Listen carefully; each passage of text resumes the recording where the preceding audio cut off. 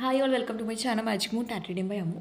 ഇന്നത്തെ എൻ്റെ റീഡിങ്ങിലേക്ക് എല്ലാവർക്കും സ്വാഗതം. എപ്പോഴും പറഞ്ഞ പോലെ ജനറൽ റീഡിംഗ് ആണ്, നിങ്ങൾക്ക് റെസനേറ്റ് ചെയ്യുന്ന മാത്രം എടുക്കുക, അല്ലാത്ത കാര്യങ്ങൾ അവോയ്ഡ് ചെയ്യുക. അതുപോലെ തന്നെ ജനറൽ റീഡിംഗ് ബേസ് ചെയ്ത് ഒരാളും ആക്ഷൻ എടുക്കാൻ നിൽക്കരുത്. അപ്പോൾ നമുക്ക് റീഡിങ്ങിലേക്ക് കിടക്കാം. നിങ്ങൾക്ക് മുന്നേ ചൂസ് ചെയ്യാൻ 2 കാർഡ്സ് ഞാൻ വെച്ചിട്ടുണ്ട്. ഒന്നാമത്തെ കാർഡ് നമ്മൾ എടുക്കാൻ വേണ്ടി പോകുന്നത് ഗയ കാർഡാണ്, എർത്ത് കണക്ഷനെ കാണിക്കുന്ന ഒരു കാർഡാണ്. രണ്ടാമത്തെ കാർഡ് എന്ന് പറയുന്നത് കുത്തുമി കാർഡാണ്. നിങ്ങളുടെ ഇൻഡ്യൂഷനോ ചോദിച്ച് നിങ്ങൾക്ക് ഏത് കാർഡാണോ ഇതിൽ അട്രാക്റ്റ് ചെയ്ത് തോന്നുന്നത് അത് നിങ്ങൾക്ക് ചൂസ് ചെയ്യാവുന്നതാണ് എന്നുള്ള രീതിയിലാണ് കാണിക്കുന്നത്. അപ്പോൾ നിങ്ങൾ ചൂസ് ചെയ്തിട്ടുണ്ടാവും എന്നുള്ള രീതി വിശ്വസിക്കുകയാണ്. അപ്പം നിങ്ങൾക്കുള്ള ദ ഗയ കാർഡ് ചൂസ് ചെയ്തവരുടെ റീഡിങ്ങിലേക്ക് നമുക്ക് കടക്കാം. നിങ്ങൾക്കുള്ള റിലേഷൻഷിപ്പ് പരമായിട്ട് എന്താണ് നിങ്ങൾ അറിയേണ്ടത് എന്നുള്ളത് നമുക്ക് നോക്കാം. ഒരു അട്രാക്ഷൻ ഈ ഒരു റിലേഷൻഷിപ്പുകളുമായിട്ട് കാണിക്കുന്നുണ്ട്. ആ ഒരു അട്രാക്ഷൻ ഉള്ളിടത്തോളം തന്നെ ആ ഒരു വ്യക്തിക്ക് ഈ ഒരു റിലേഷൻഷിപ്പ് വിട്ടു പോകാൻ പറ്റില്ല എന്നുള്ള രീതിയിൽ കാണിക്കുന്നുണ്ട്. അതുപോലെ തന്നെ ഈ ഒരു റിലേഷൻഷിപ്പ് ഒരു എഫേർട്ട് എടുത്തിട്ടുണ്ടെങ്കിൽ, നിങ്ങളുടെയോ ആ ഒരു വ്യക്തിയുടെ ഭാഗത്തു നിന്ന് ഒരു എഫേർട്ട് ഉണ്ടെങ്കിൽ കുറച്ചും കൂടി നല്ല സ്മൂത്തായിട്ട് പോകാവുന്നതാണ് എന്നുള്ള രീതിയിൽ കാണിക്കുന്നുണ്ട്. അതുപോലെ തന്നെ പറയുകയാണെന്നുണ്ടെങ്കിൽ കുറച്ച് പേരെ സംബന്ധിച്ച് ഈ ഒരു റിലേഷൻഷിപ്പ് ഒരു വെയിറ്റിംഗ് എനർജിയിലേക്ക് കാണിക്കുന്നുണ്ട്. പെട്ടെന്ന് ഒരു തരത്തിലുള്ള കമ്മിറ്റ്മെൻറ്റോ നിങ്ങൾ എക്സ്പെക്റ്റ് ചെയ്യുന്നുണ്ടെങ്കിലും അതുപോലെ വേണമെന്നില്ല. പകരം ഇവിടെ ഒരു വെയിറ്റിംഗ് സൈനാണ് ഇവിടെ കാണിക്കുന്നത്. കാരണം എത്ര തന്നെ നിങ്ങളുടെ ഇടയ്ക്ക് ഒരു അണ്ടർസ്റ്റാൻഡിങ് ഇല്ല, അല്ലെങ്കിൽ ഇത് മുന്നോട്ട് പോകാൻ പറ്റില്ല എന്ന് പറയുമ്പോഴും ആ ഒരു വ്യക്തി നിങ്ങളെ ചിന്തിക്കുന്നതായിട്ട് കാണിക്കുന്നുണ്ട്. കുറച്ച് പേരെ സംബന്ധിച്ച് ഇവിടെ റിലീജിയസ് കാസ്റ്റ് എന്നുള്ള കാര്യങ്ങളൊക്കെ ചിലപ്പോൾ അത് ബാധിക്കുന്നതായിട്ട് കാണിക്കുന്നുണ്ട്. എന്നിരുന്നാലും ഇവിടെ അട്രാക്ഷൻ ഉണ്ട്. അതുപോലെ തന്നെ നിങ്ങളെക്കുറിച്ച് ഓർക്കുന്നതൊക്കെ ഉള്ളതായിട്ട് കാണിക്കുന്നുണ്ട്. അതുപോലെ തന്നെ ചിലവരെ സംബന്ധിച്ച് റിലീജിയസ് ഫാക്ടർ എഫക്റ്റ് ചെയ്തത് കൊണ്ട് തന്നെ ഒരു ഡിസ്റ്റൻസ് വയ്ക്കുകയാണ് എന്നുള്ള രീതിയിലൊക്കെ കാണിക്കുന്നതായിട്ടും ചിലപ്പോൾ നിങ്ങളോടും അത് നേരിട്ട് പറഞ്ഞിട്ടുണ്ടാകാം. അങ്ങനെയുള്ള രീതിയിൽ കാണിക്കുന്നുണ്ട്. ഇവിടെ അട്രാക്ഷനും കെമിസ്ട്രി കാർഡും ഒരുമിച്ച് വന്നതുകൊണ്ട് തന്നെ ഒരു കാന്തികം പോലുള്ള ഒരു അഡിക്ഷൻ നിങ്ങളുടെ ഈ റിലേഷൻഷിപ്പിലുള്ളതായിട്ട് കാണിക്കുന്നുണ്ട്. അതുകൊണ്ട് തന്നെ പലപ്പോഴും എത്ര തന്നെ ഇത് റിലേഷൻഷിപ്പ് എൻഡപ്പായി പോയി എന്ന് പറഞ്ഞാലും അത് തിരിച്ചു വരാനുള്ള ക്വാളിറ്റി കാണിക്കുന്നതും അതുകൊണ്ട് തന്നെയാണ് എന്നുള്ള രീതിയിലാണ് കാണിക്കുന്നത്. ഓക്കെ, ഇനി നമുക്ക് നിങ്ങൾക്കുള്ള ടാരറ്റ് റീഡിങ്ങിലേക്ക് ആ ഒരു പേഴ്സൻ്റെ തോട്ട് എന്തൊക്കെയാണ്, എനർജി എന്താണെന്നുള്ളത് നമുക്ക് നോക്കാം. The Two of Wands card.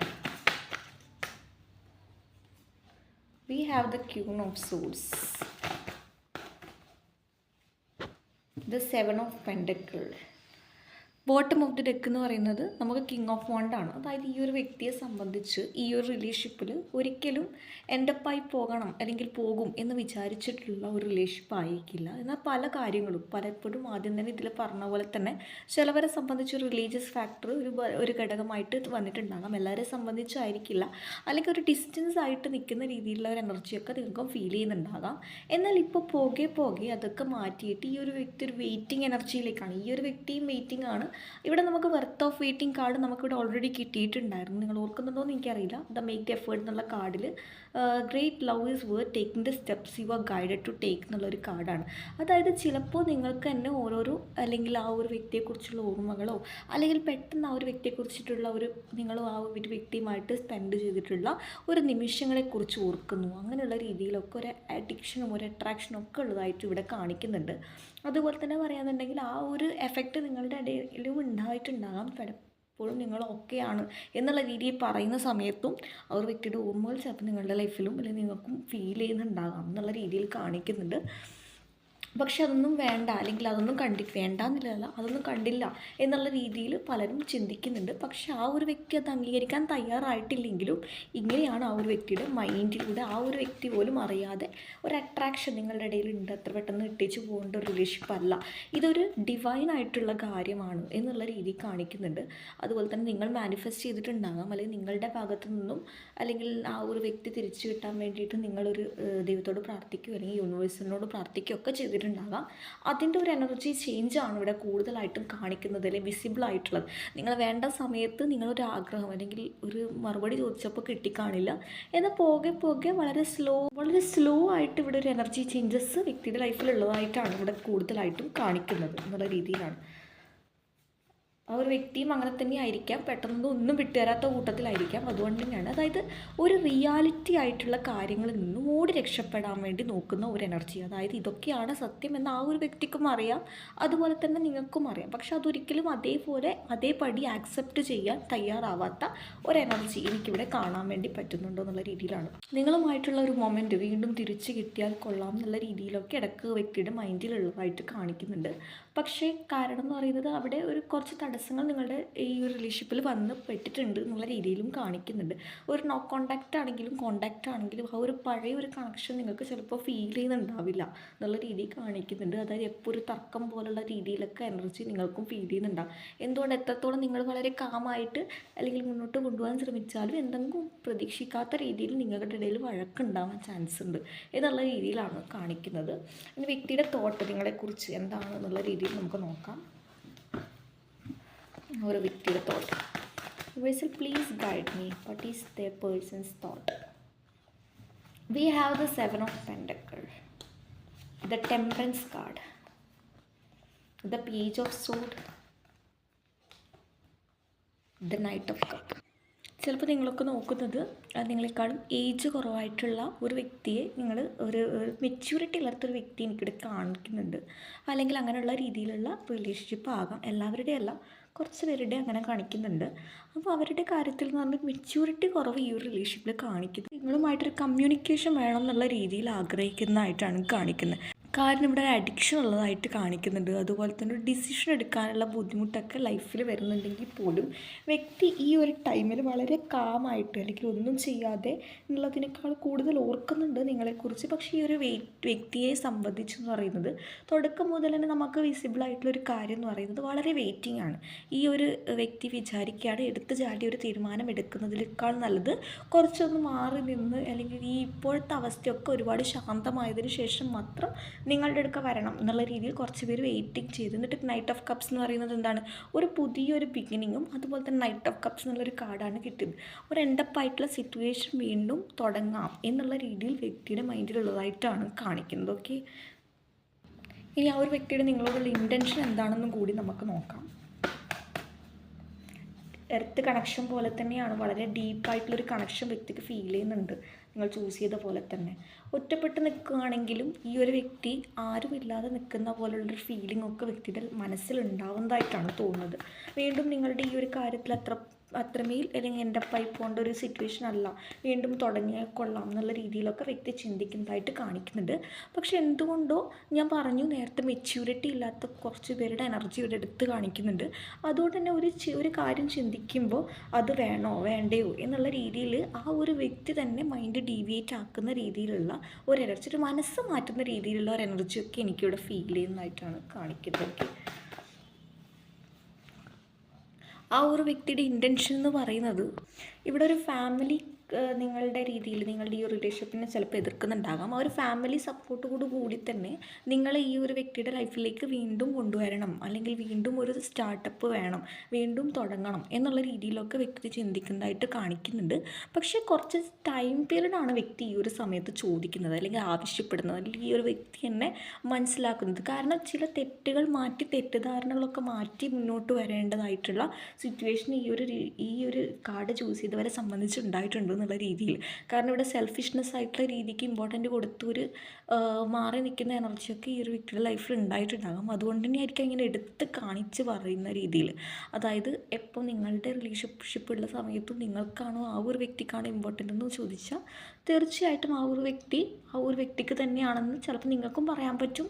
പക്ഷെ അതൊരിക്കലും ആ ഒരു വ്യക്തിയായിട്ട് അംഗീകരിച്ച് തരുന്ന ഒരു കാര്യമില്ല. പക്ഷെ അങ്ങനെയാണ് എന്നുള്ള രീതിയിലാണ് കാണിക്കുന്നത്. അപ്പോൾ അതൊക്കെ മാറിയിട്ട് ഇപ്പോഴുള്ള ആ ഒരു വ്യക്തിയുടെ എന്ന് പറയുന്നത് കൂടുതലായിട്ട് ഇമോഷണലിനെക്കാട്ട് കൂടുതൽ പ്രാക്ടിക്കലായിട്ടുള്ള കാര്യങ്ങൾക്ക് പ്രാധാന്യം കൊടുക്കുന്ന ഒരു വ്യക്തിയാണ്. അതൊക്കെ മാറിയിട്ട് ഒരു റിലേഷൻഷിപ്പിൽ രണ്ട് കാര്യവും പ്രാധാന്യമുള്ളതാണ് അല്ലേ. ഇപ്പോൾ ഒരു പ്രാക്ടിക്കലായിട്ടുള്ള വ്യക്തികൾ ഒരിക്കലും അല്ലെങ്കിൽ ഇമോഷണലായിട്ടുള്ള കാര്യങ്ങൾക്ക് പ്രാധാന്യം കൊടുക്കില്ല. എന്നാൽ രണ്ട് കാര്യവും ഒരേപോലെ രീതിയിൽ മുന്നോട്ട് പോയാൽ മാത്രമേ ഒരു റിലേഷൻഷിപ്പ് മുന്നോട്ട് കൊണ്ടുപോകാൻ പറ്റുള്ളൂ എന്നുള്ളതാണ്. പക്ഷെ ആ ഒരു തിരിച്ചറിവ് വ്യക്തിക്ക് വേണ്ടതായിട്ടുള്ള ഒരു സാഹചര്യമാണ് ഇവിടെ കാണിക്കുന്നത്. ഓക്കെ, നമുക്കതിനേക്കുള്ള അഡ്വൈസ് എന്താണെന്നും കൂടി നോക്കാം, അല്ലെങ്കിൽ മെസ്സേജസ് ഫോർ യു.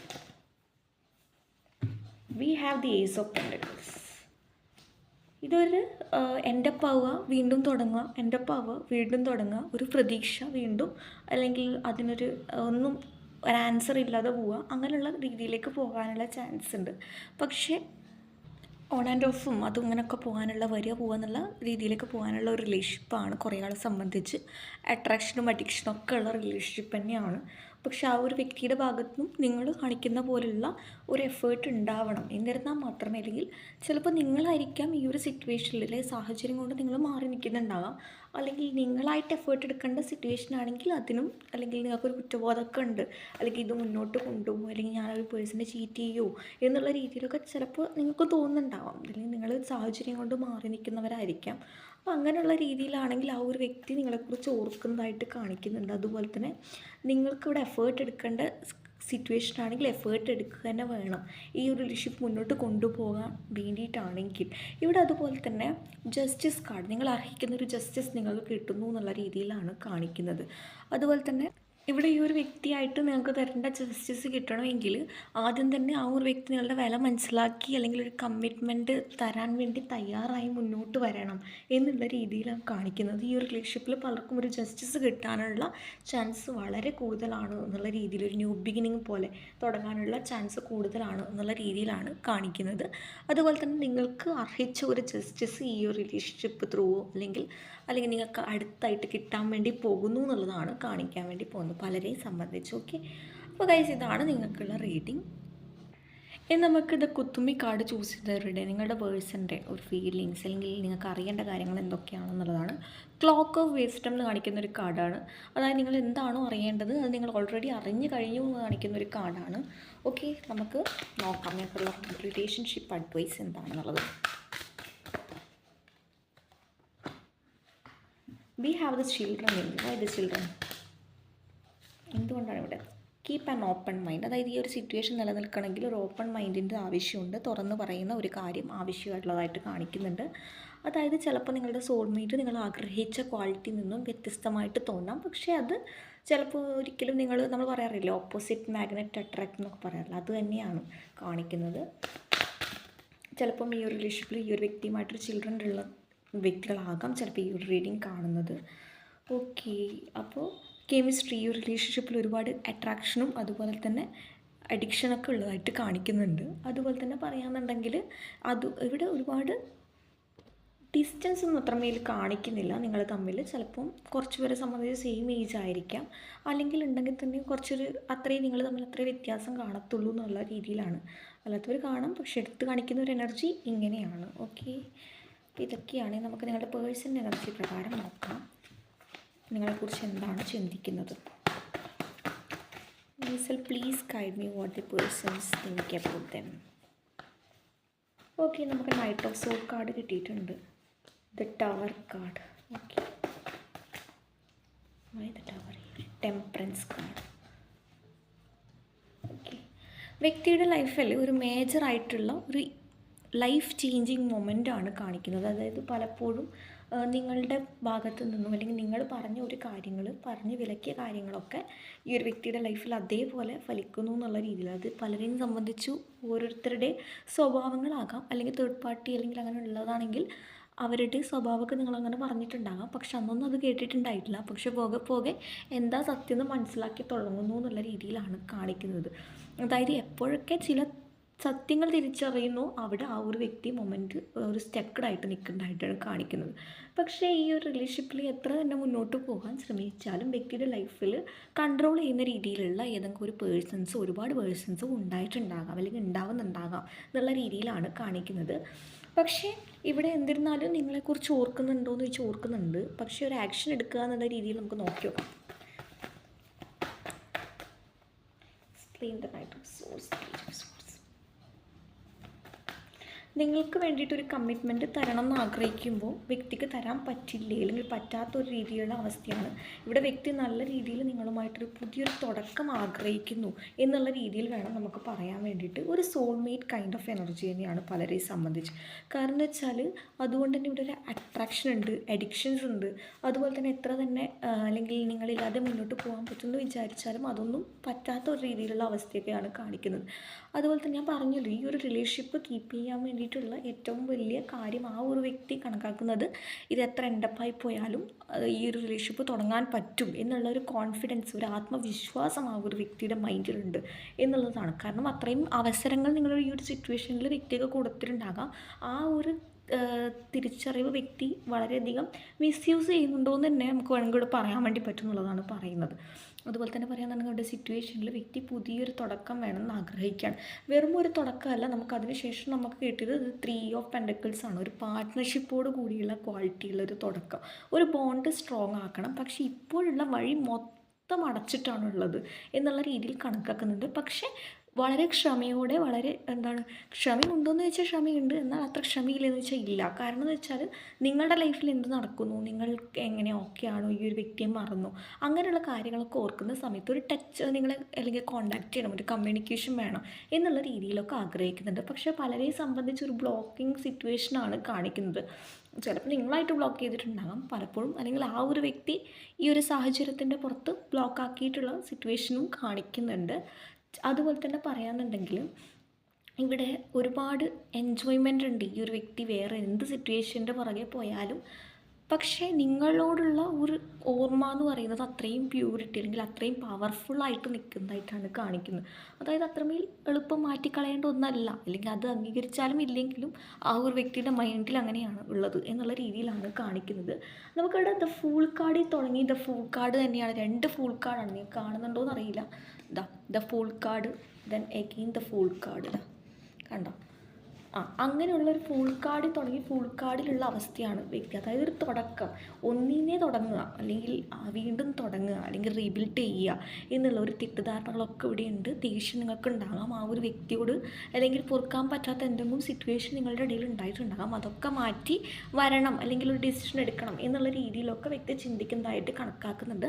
പക്ഷേ വ്യക്തിക്കറിയാം ഇത് അത്ര പെട്ടെന്ന് എളുപ്പമല്ല എന്നുള്ള രീതിയിൽ ചിന്തിക്കുന്ന സമയത്താണ് ഒരു ഡിസിഷൻ എടുക്കാൻ പറ്റാത്ത ഒരു രീതിയിലേക്ക് വ്യക്തി പോകുന്നത്. ഓക്കെ, ഇനി നിങ്ങളെക്കുറിച്ച് വ്യക്തിയുടെ മൈൻഡിൽ എന്താണെന്ന് കൂടി നമുക്ക് നോക്കാം. What they think about you. We are the 7 of Cups, the Queen of Cups, the 3 of Swords, bottom of the deck, Ace of Pentacles.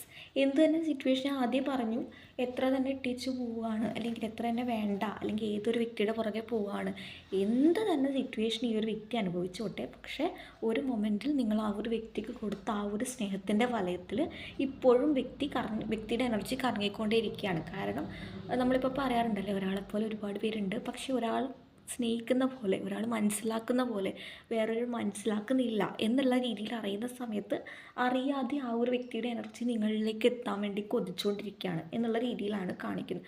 അറിയാം ഈ ഒരു സിറ്റുവേഷനിൽ നിങ്ങൾ ഹേർട്ട് ചെയ്ത് പോയതാണ്, അല്ലെങ്കിൽ വളരെ വിഷമിപ്പിച്ച് പോയതാണെങ്കിൽ നിങ്ങൾ ഒറ്റക്കാക്കി പോയതാണ്. പക്ഷേ ഒരുപാട് വിശ്വസിക്കാൻ പറ്റില്ലെങ്കിലും വിശ്വസിച്ചാലും ഇല്ലെങ്കിലും ഞാൻ ഒരു കാര്യം പറയാം, ഒരുപാട് പാസ്റ്റിൽ നിന്നും നിങ്ങൾ വേണ്ട അല്ലെങ്കിൽ മോൺ ചെയ്യാം എന്നുള്ള രീതിയിൽ ചിന്തിച്ചാലും എന്തോ ഒരു ക്വാളിറ്റി നിങ്ങളെ അല്ലെങ്കിൽ ആ ഒരു പേഴ്സണെ നിങ്ങളിലേക്ക് അട്രാക്റ്റ് ചെയ്യുന്ന രീതിയിലേക്ക് ആക്കിയിട്ടുണ്ട് എന്നുള്ള രീതിയിലാണ് കാണിക്കുന്നത്. അതായത് ഒരു മാജിക് പോലെ, അല്ലെങ്കിൽ ഒരു വലയം പോലെ. ഇവിടെ ഒരു വലയം നമുക്കിവിടെ കാണാം അല്ലേ, വിഷുയും ഇതുമാതിരി.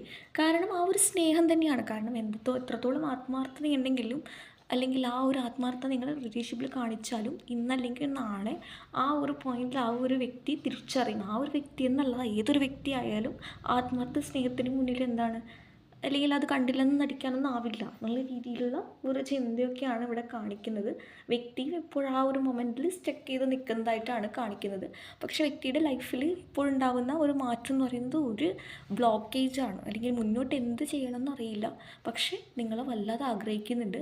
അതുകൂടാതെ ദേഷ്യം വരുന്നുണ്ട്. എല്ലാം മിക്സ് ആയിട്ടുള്ള അവസ്ഥയൊക്കെയാണ് വ്യക്തിയുടെ ലൈഫിലേക്ക് കാണിക്കുന്നത്. ഓക്കെ, വ്യക്തിയുടെ ഇൻറ്റൻഷൻ എന്താണോ ഞാൻ പറഞ്ഞു തീർന്നു. The double card, the Knight of Pentacles, the Fool card. അതായത് ഒരു സിറ്റുവേഷനിൽ നിങ്ങളോട് ദേഷ്യം പിടിച്ചിട്ട് കാര്യമില്ല, അല്ലെങ്കിൽ ഈ ഒരു സിറ്റുവേഷനിൽ ആ ഒരു വ്യക്തി സ്വയം വെയിറ്റ് ചെയ്യുകയല്ലാതെ വേറൊരു നിവർത്തിയില്ല. അല്ലെങ്കിൽ ഇവിടെ നിങ്ങൾ ചിലപ്പം ആ വ്യക്തിയെ ഒരു സിറ്റുവേഷൻ മാറ്റം ഉണ്ടാവില്ല. ഈ ഒരു വ്യക്തി വീണ്ടും ഹേർട്ടാക്കിക്കൊണ്ടേ ഇരിക്കുകയാണ്. അല്ലെങ്കിൽ ചിലപ്പോൾ നിങ്ങൾ ഒരുപാട് എക്സ്പെക്റ്റേഷൻ വെച്ച് നിൽക്കുന്നുണ്ടാകാം.